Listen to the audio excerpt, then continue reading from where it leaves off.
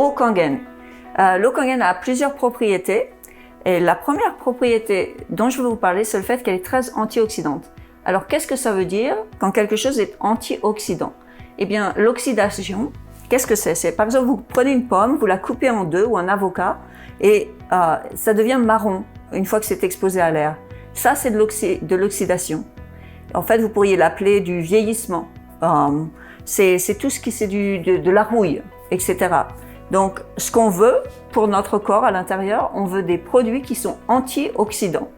Alors, on a un appareil ici qui s'appelle un ORP meter en anglais, qui signifie ORP, qui veut dire oxydation, réduction, potentiel.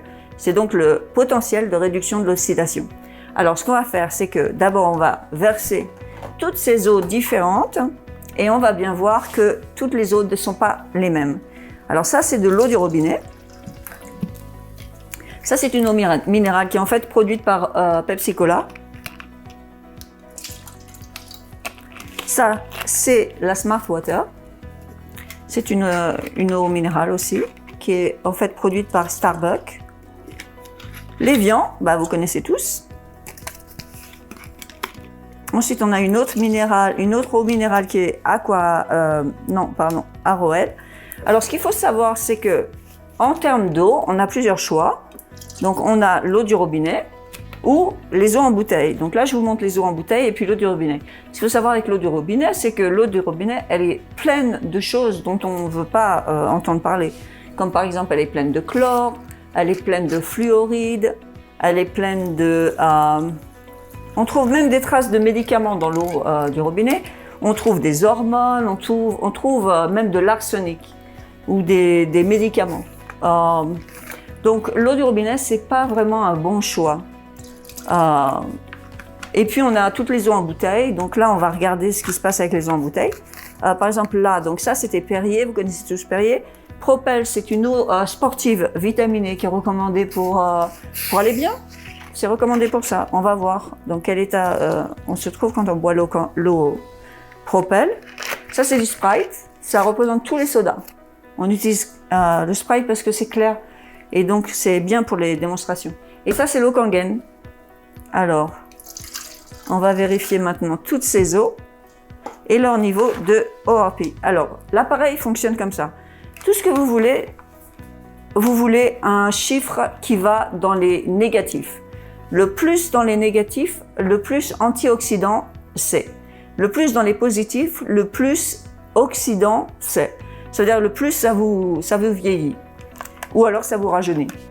Alors l'eau du robinet, voilà, ça nous donne ça. C'est un positif 118. Oh, ça va jusqu'à 100. Voilà. Aquafina, 160, 170, ce qui vous vieillit. Smart Water, 230. Oula, ça va vite. Attendez, je vais changer de main, ça va être plus pratique. Voilà. Et donc là, on a l'Evian, 269. Vous vous rendez compte? C'est vraiment pas bon. Hein.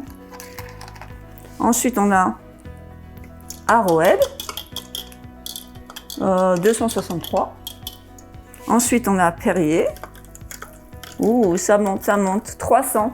Ouh là là, en positif. Hein. Ensuite, Propel, donc l'eau vitaminée. Ouh là là. Ouh là là. 399.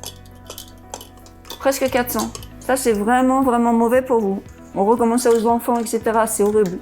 Il ne faut pas leur donner. C'est comme le soda, regardez. C'est le même niveau que le soda. Vraiment pas bon. Et maintenant, on va regarder l'eau Kangen.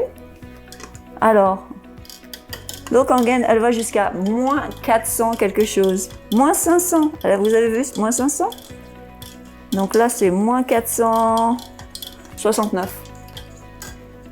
Alors, il y a un docteur, un professeur en fait de Harvard, qui disait que si vous pouviez manger toute une table remplie de fruits qui sont très antioxydants, eh bien, ça ne serait rien comparé au montant d'antioxydants que vous auriez juste en buvant un verre d'eau Kangen.